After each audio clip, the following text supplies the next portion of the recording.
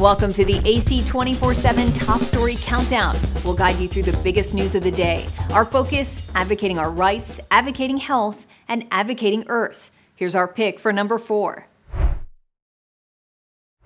Not only are Americans taking on more credit card debt, numbers from the Federal Reserve Bank of New York show more delinquencies. They're having more difficulty keeping up with their bills. So households will have some spending decisions to make this holiday season, and experts say there are some key ways to stay on top of things. 'Tis the season for spending, with retailers forecasting consumers will go big. The National Retail Federation anticipates overall holiday spending will top a record $957 billion. But many consumers will pile on top of existing credit card debt.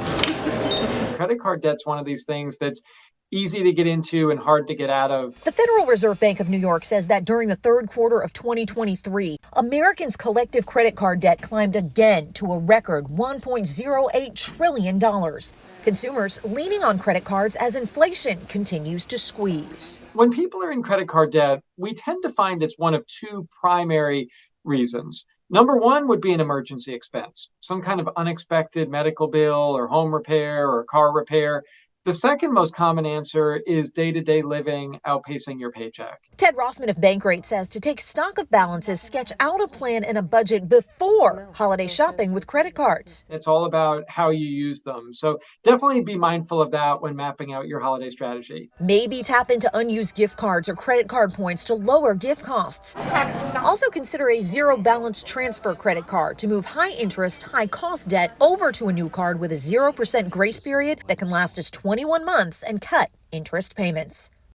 And credit card balances are not the only debts that households have coming into the holiday season. The New York Fed also found that auto loan balances, mortgage balances, and student loan balances were also on the rise during the last quarter. In Washington, I'm Karen Kafa. TheAdvocateChannel.com looks at the world through the lens of equality and inclusion. Subscribe, like, and share now. AC 24/7's Top Story Countdown continues with our producer's pick for number 3. A crammed Thanksgiving for travel is on from Chicago. I'm feeling really positive. To Dallas. Check the gates. They've already changed hours 3 times in the last 4 hours. To LA, where gas is averaging above $5 a gallon. I had to pay for it no matter what. AAA says 49 million people will take road trips over the next 5 days as air travel is rebounding from cold rain and wind that swept through East Coast airports. When Wednesday is finished, airlines are expected to have operated 49,000 flights. 2.7 million people are projected to pass through TSA checkpoints nationwide. Think through the process steps you're going to go through screening, because you don't want to be that passenger that holds everybody else up. At United Airlines' Washington Dulles hub, workers are rushing to get 200 daily flights parked, boarded, and pushed back in 4 major shifts starting early in the morning. United Airlines says its planes will be full, not only on the busy travel days, but also on days that haven't been busy before. The rush is getting longer, it says, thanks to remote work and hybrid schedules. People are able to leave earlier and stay longer. Sunday after Thanksgiving is still going to be the busiest day of the year for us. One challenge, a shortage of air traffic controllers. Transportation Secretary Pete Buttigieg stresses weather is the top cause of cancellations. Mother Nature, of course, is the X factor in all of this.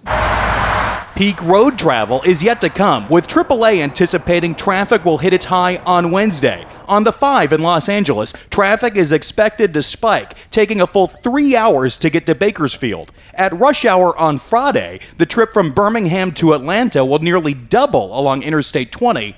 And on Sunday, add an hour between Houston and San Antonio when traffic climbs 40% on Interstate 10. Many people, they don't have a choice but to leave on Wednesday afternoon, which we say is the worst time to be on the roads ahead of Thanksgiving.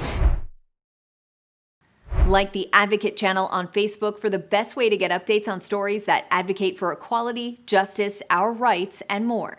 AC 24/7 continues with today's top 2 pick. And liftoff. The Pentagon is getting in deeper with Elon Musk. Go Falcon Heavy, go Space Force. Giving Musk's private space company, SpaceX, a contract for up to $1.2 billion to send secretive spy satellites into space. But that's not all. The Pentagon is also investing up to $70 million in Starshield, a more secure version of SpaceX's massive constellation of Starlink satellites, which are vital to the Ukraine military's success against Russia on the battlefield. I can confirm that we do contract for Starlink for services in support of Ukraine, with the ultimate objective to be ensuring that Ukraine has the satellite communication infrastructure that it needs. And NASA couldn't send another astronaut to the moon without Elon Musk's company.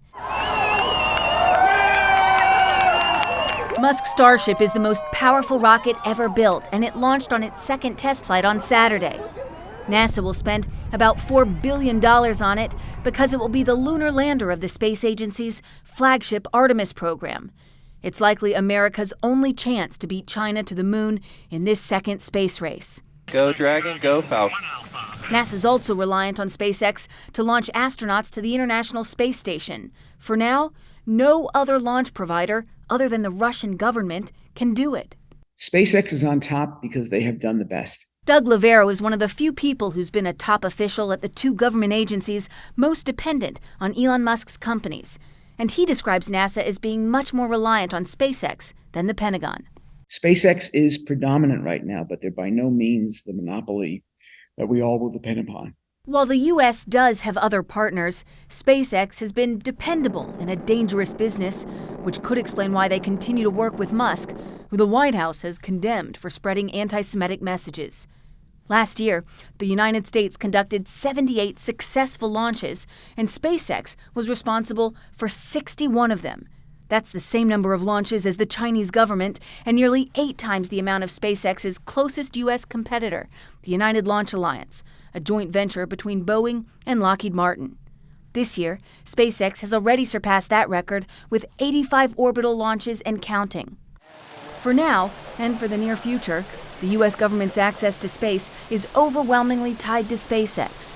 And a White House spokesman said Monday that he's, quote, not aware of any efforts to change that. There's innovation out there in the private sector that we'd be foolish to walk away from. I'm not aware of any specific efforts to address our concerns over his rhetoric, but that doesn't mean that we accept or agree with or condone in any way that anti-Semitic rhetoric that he pushed. Follow the Advocate channel on Twitter and Instagram to stay updated on stories that matter every day. Here's our #1 story of the day. Take a look.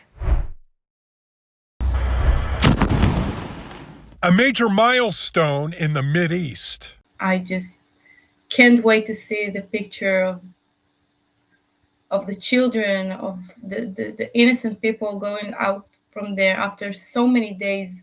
At least 50 of the 239 hostages held captive by Hamas in Gaza will soon be set free, possibly as soon as Thanksgiving, according to separate statements from Israel and Hamas. Every hostage that release is a really good news for the family, and in particular the children. After a 6-hour-long meeting Tuesday, the Israeli cabinet overwhelmingly approved the agreement with Hamas, which calls for a 4-day pause in Israel's air and ground campaign. Israeli officials say the ceasefire could potentially be extended for the release of additional hostages. I can assure you that we will be respectful of any agreement and we will honor the commitments made by the Israeli government. I can only hope that our enemies will do the same. President Joe Biden issued a statement saying that, quote, today's deal should bring home additional American hostages, and I will not stop until they are all released. As for what lies ahead, Israel appears to be taking a trust but verify stance. We will be very vigilant on the ground because we have bad experiences with Hamas from 2014 when they violated an internationally brokered ceasefire. I'm John Lawrence reporting. Thanks for watching the Advocate channel's top stories. We're on Facebook, Twitter, TikTok, and YouTube. Follow, like, and share, or check out advocatechannel.com for even more stories that advocate for you.